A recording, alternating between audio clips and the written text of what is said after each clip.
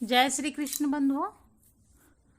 आज इस वीडियो में हम बैकुंठ चतुर्दशी के बारे में जानेंगे कि बैकुंठ चतुर्दशी कब कहाँ से उत्पन्न हुई, ये कैसे मनाया जाता है, बहुत कुछ इस वीडियो में। तो आप बने रहिए इस वीडियो में, तभी आप सभी जानकारी आप जान पाएंगे। और साथ में हम बैकुंठ चतुर्दशी से संबंधित कथाएं भी इसमें बताएंगे। तो इसमें बहुत सारी कथाएं हैं, जिसमें से मैं 3 कथाएं आपको इस वीडियो में बताऊंगी। तो आप मेरे वीडियो में बने रहिए। तो चलिए स्टार्ट कर लेते हैं। बैकुंठ चतुर्दशी को हरिहर का मिलन कहा जाता है, अर्थात भगवान शिव और विष्णु का मिलन। विष्णु एवं शिव के उपासक इस दिन को बहुत उत्साह से मनाते हैं। दिवाली त्योहार की तरह भगवान शिव और विष्णु का मिलन का उत्साह से मनाया जाता है। खासतौर पर यह उज्जैन बनारस में मनाया जाता है। इस दिन उज्जैन में भव्य आयोजन किया जाता है। शहर के बीच से भगवान की सवारी निकलती है जो महाकालेश्वर मंदिर तक जाती है। इस दिन उज्जैन में उत्सव का माहौल चारों ओर रहता है। बैकुंठ चतुर्दशी कार्तिक पूर्णिमा के एक दिन पहले मनाया जाता है।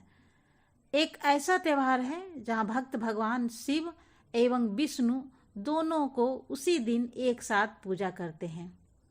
यही वह दिन है जब भगवान विष्णु को बनारस में काशी विश्वनाथ मंदिर में विशेष सम्मान दिया जाता है तथा मंदिर बैकुंठ धाम की तरह सजाया जाता है। भगवान विष्णु भगवान शिव को तुलसी पत्तियां प्रदान करते हैं और भगवान शिव बदले में भगवान विष्णु को बेलपत्र देते हैं। बैकुंठ चतुर्दशी महाराष्ट्र में महाराष्ट्रियों द्वारा भी बड़ी धूमधाम से मनाते हैं। महाराष्ट्र में बैकुंठ चतुर्दशी की शुरुआत शिवाजी महाराज और उनकी माता जीजाबाई ने की थी। तो ये तो थी बैकुंठ चतुर्दशी की कहाँ कैसे उत्सव मनाए जाते हैं। तो आगे हम जो कथा है वो कथा हम सुन लेते हैं, ठीक है। तो पहली कथा, हमने 3 कथा की बात की है, तो मैंने पहली कथा जो है वो इस तरह से है। एक बार की बात है, नारद जी पृथ्वी लोक से घूमकर बैकुंठ धाम पहुंचते हैं।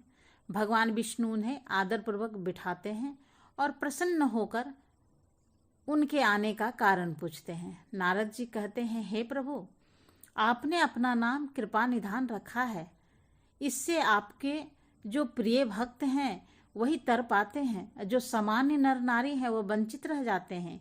इसलिए आप मुझे कोई ऐसा सरल मार्ग बताएं जिससे सामान्य भक्त भी आपकी भक्ति पर मुक्ति पा सके। यह सुनकर भगवान विष्णु जी बोले, हे नारद, मेरी बात ध्यानपूर्वक सुनो। कार्तिक शुक्ल पक्ष की चतुर्दशी को जो नर नारी व्रत का पालन करेंगे और श्रद्धा पूर्वक भक्ति से मेरी पूजा अर्चना करेंगे, उसके लिए स्वर्ग के द्वार साक्षात खुले रहेंगे। इसके बाद विष्णु जी अपने बैकुंठ के द्वारपाल जय बुजय को बुलाते हैं और उन्हें कार्तिक चतुर्दशी को बैकुंठ के द्वार खुला रखने का आदेश देते हैं।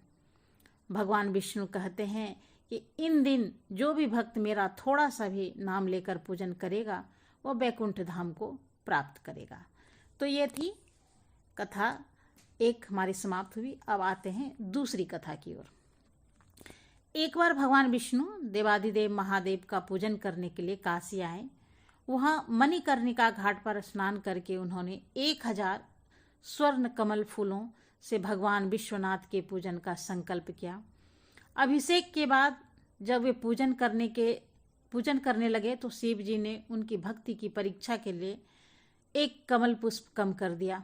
भगवान श्रीहरि को पूजन की पूर्ति के लिए 1000 कमल पुष्प चढ़ाने थे।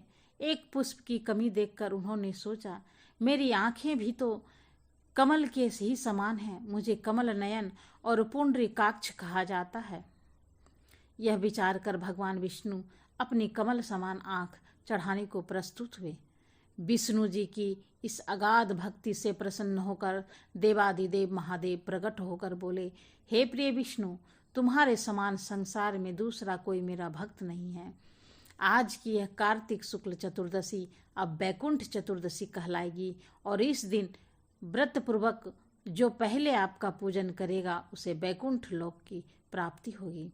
भगवान शिव ने इसी बैकुंठ चतुर्दशी को करोड़ों सूर्यों की कांति के समान वाला सुदर्शन चक्र विष्णु जी को प्रदान किया। शिव जी तथा विष्णु जी कहते हैं कि इस दिन स्वर्ग के द्वार खुले रहेंगे। मृत्यु लोक में रहने वाला कोई भी व्यक्ति इस व्रत को करता है वो अपना स्थान बैकुंठ धाम में सुनिश्चित कर लेता है। तो दूसरी कथा भी समाप्त हुई। आगे बढ़ते हैं हम तीसरी कथा की ओर। धनेश्वर नामक एक ब्राह्मण था जो बहुत बुरे काम करता था।